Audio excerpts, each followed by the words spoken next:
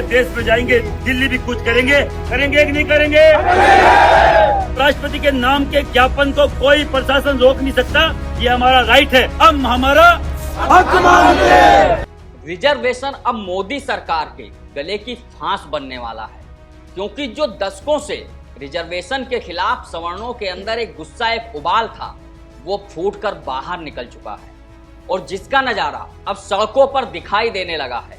कुछ दिन पहले इंस्टाग्राम पर बना आरएचए यानी कि रिजर्वेशन हटाओ आंदोलन अब सड़कों पर उतरकर अपनी मांगों को लेकर सरकार को घेरने लगा है। इस आंदोलन में करीब 60 लाख लोग जुड़ चुके हैं और अब वो धीरे धीरे सड़कों पर उतरकर पूरी तरीके से आरक्षण के विरोध में मुखर होकर आवाज उठा रहे हैं, जिसकी शुरुआत बीते दिनों नागपुर से हुई थी और अब वो बढ़ते बढ़ते मध्य प्रदेश पहुंच गया है। मध्य प्रदेश के ग्वालियर में ऐसी तस्वीरें सामने आई हैं जिसे देखकर मोदी सरकार के पसीने छूट जाएंगे। नमस्कार, मेरा नाम है शैलेंद्र और आप देख रहे हैं खबर खजाना। आरएचए यानी कि रिजर्वेशन हटाओ आंदोलन इंस्टाग्राम पर शुरू हुआ एक ऑनलाइन कैंपेन था, जो अब धीरे धीरे सड़कों पर उतरकर लोगों के बीच पहुंच रहा है और सवर्ण समाज के लोग अब आरक्षण के विरोध में, SC/ST एक्ट के विरोध में और UGC के विरोध में इसी के तहत आंदोलन करने लगे हैं, जिसकी तस्वीरें अब सामने आने लगी हैं। आरक्षण के विरोध में ग्वालियर में जबरदस्त प्रदर्शन हुआ। काली सेना के कार्यकर्ताओं ने आरक्षण के विरोध में जमकर नारेबाजी करते हुए सरकार से इसे वापस लेने की मांग की। उधर इसी तरीके का प्रदर्शन आरक्षण के विरोध में नागपुर में भी हुआ था। वहां पर भी आरएचए के कार्यकर्ताओं ने सड़क पर उतरकर सरकार से आरक्षण को वापस लेने की मांग करते हुए कहा था कि जब तक आरक्षण को अब वापस नहीं लिया जाता, सवर्ण समाज इसी तरीके से प्रदर्शन करता रहेगा और आने वाले वक्त में ये प्रदर्शन पूरे देश में होगा और आंदोलन के लिए वो लोग घर घर जाकर लोगों को जागरूक करेंगे और आरएचए यानी कि रिजर्वेशन हटाओ आंदोलन से लोगों को जोड़ेंगे। आरक्षण, SC/ST एक्ट और UGC के विरोध में सवर्ण समाज काफी समय से मांग कर रहा है कि इन कानूनों को सरकार वापस ले, लेकिन मोदी सरकार इन कानूनों को वापस लेने के बजाय इनमें नए नए बदलाव करके इसे और सख्त बना रही है। 2018 में इसी तरीके से मोदी सरकार ने SC/ST एक्ट में संशोधन करके इसे और सख्त बना दिया था।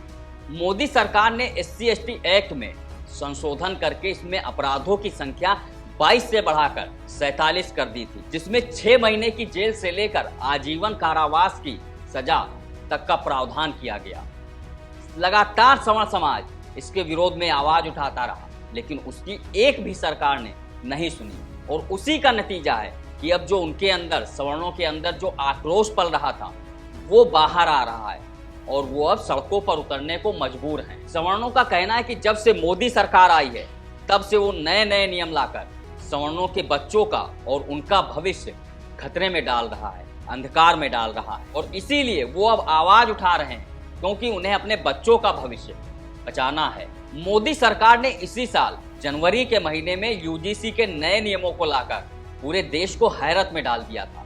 कहा गया था कि ये शिक्षा व्यवस्था में सुधार के लिए उठाया गया एक कदम है, लेकिन इसके विरोध में पूरा सवर्ण समाज खड़ा हो गया था और जगह जगह विरोध प्रदर्शन शुरू हो गए।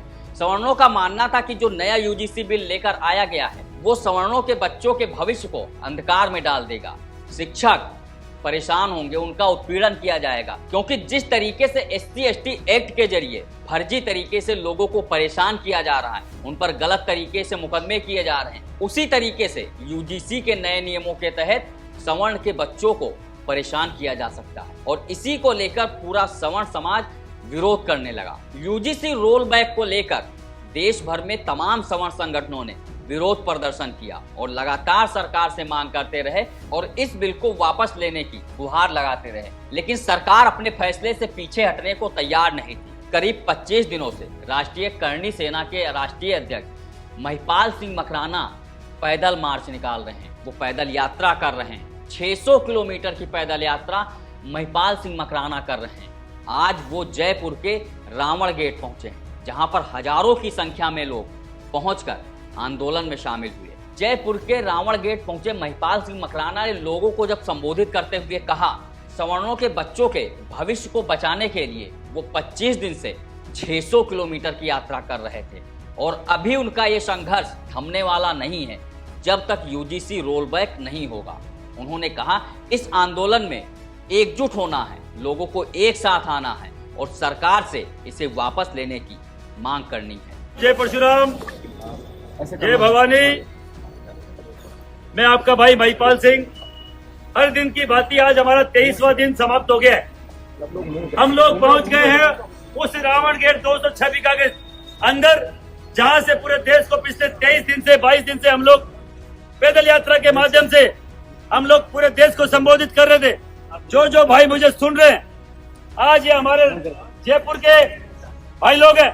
हम लोग यहाँ से 11 बजे कलेक्ट्रेट जाएंगे। अनुशासित तरीके से, अहिंसात्मक तरीके से प्रशासन को बोलना चाह रहा हूँ, किसी भी तरीके की गलतफहमी ना रखे। हम किसी से झगड़ने लड़ने नहीं आए हैं। हमारे साथ हमारी मातृशक्ति भी है, हमारे साथ हमारे बुजुर्ग व्यक्ति भी है, हमारे पिता तुल्य व्यक्ति भी है और हमारे साथ वो जैन जी भी है जो इतिहास बदलना जानते हैं। हम कतई किसी से लड़ना झगड़ना नहीं आए। हम प्रशासन से कोई दो हाथ करने नहीं आए हैं। हम हमारा हक मांगते हैं। हम हमारे हक के लिए कलेक्ट्रेट पे ज्ञापन देंगे राष्ट्रपति के नाम, और राष्ट्रपति के नाम के ज्ञापन को कोई प्रशासन रोक नहीं सकता। ये हमारा राइट है, ये हमारा अधिकार है। और हमारे बच्चों को शिक्षा में समानता के अधिकार से अगर रोका गया, इससे संविधान के सबसे बड़ा अधिकार जो समानता का अधिकार से रोका गया, तो साहब हम पूरे देश में जाएंगे, दिल्ली भी कुछ करेंगे कि नहीं करेंगे?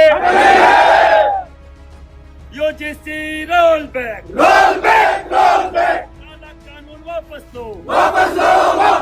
तो कुल मिलाकर जिस तरीके से महिपाल सिंह मकराना करीब 25 दिनों से पैदल यात्रा कर रहे हैं, वो सवर्णों के बच्चों के भविष्य को बचाने के लिए लड़ाई लड़ रहे हैं, वो कहीं ना कहीं सवर्ण समाज के लिए एक बहुत बड़ा संदेश है कि उन्हें खुद एकजुट होकर सामने आना होगा अपने बच्चों के भविष्य को बचाने के लिए, क्योंकि ये सरकार तब तक उनकी बात नहीं सुनेगी जब तक वो पुरजोर तरीके से मजबूती के साथ अपनी आवाज नहीं उठाएंगे।